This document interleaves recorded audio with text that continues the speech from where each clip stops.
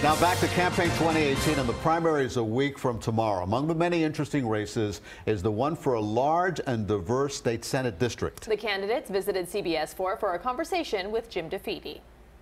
Senator Campbell, you have voted, I'm just looking through your record, in 2011 you voted to require a woman to have an ultrasound and listen to a description of the fetus. In 2015 you voted for a 24-hour waiting period for a woman before she could receive an abortion.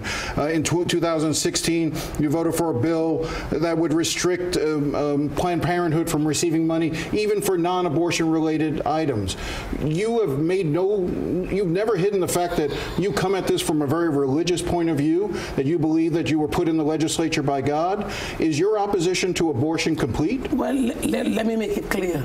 Yes, women have their choice, and they have the right to choose. That's their body.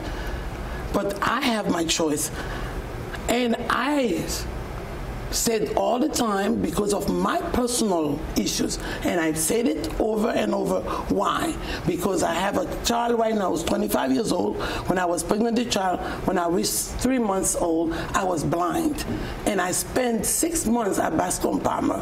When they asked me to do an abortion, I said, no way. That was 1992. But I want to be clear, that was your choice. That was my choice. But would you prevent women from receiving abortion? No, I would never prevent women to do whatever they want to do to their body. But that's my opinion.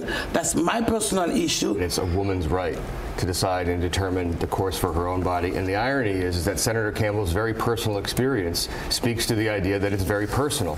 However, her votes on particular parts of legislation would seek to abridge and curtail the ability of a woman to do that, to have that choice, and abridge and prohibit from doing so. I have purely democratic values. I espouse and am endorsed and push and pledge and promise to respect, to honor, and legislate on democratic values. I am a Democrat, and we have a stark division and contrast in our policy ideas, in our ideology, as it relates to a woman's right to choose gay adoption, same-sex marriage. We are diametrically opposed, and say I haven't voted in 8 years, Jim. I ran in 2016. That would suggest I didn't vote for myself when I ran a campaign. So let's talk about gay issues. You represent the district you represent includes Miami Beach. Correct. Right. Miami Beach, right. Miami Shores. You in 2015 you voted to keep a ban on gay adoptions. Is that correct? Correct. Right. And I'm going to explain. Okay. And the gay have their. Hold on, Jim. The gay people have their rights.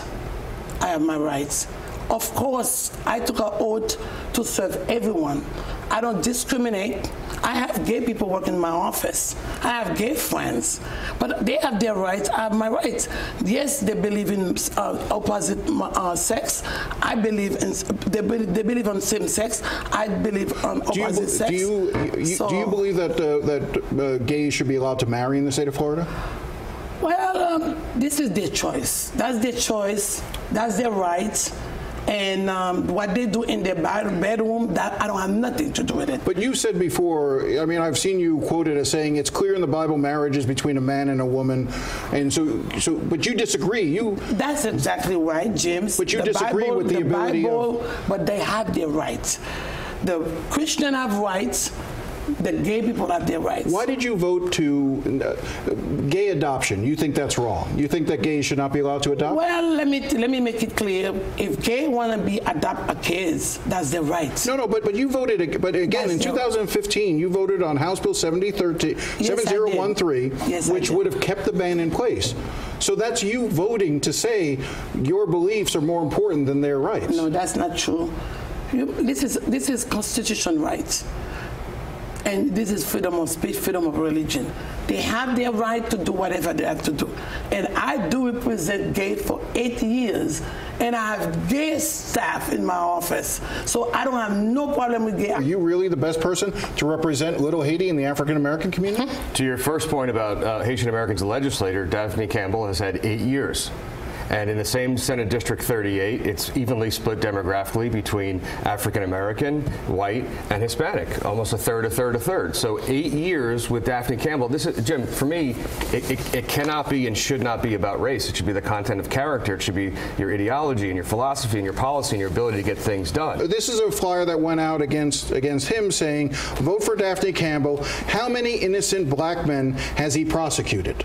Do you think that he is disqualified disqualified because as a prosecutor, he was putting young black men in jail? Well, ask him how many black or how many people he been prosecuted, and ask me how many lives have been saved. I'm a nurse, he's a prosecutor. One of the races on the ballot in this primary. To watch the full conversation, go to our website, cbsmiami.com.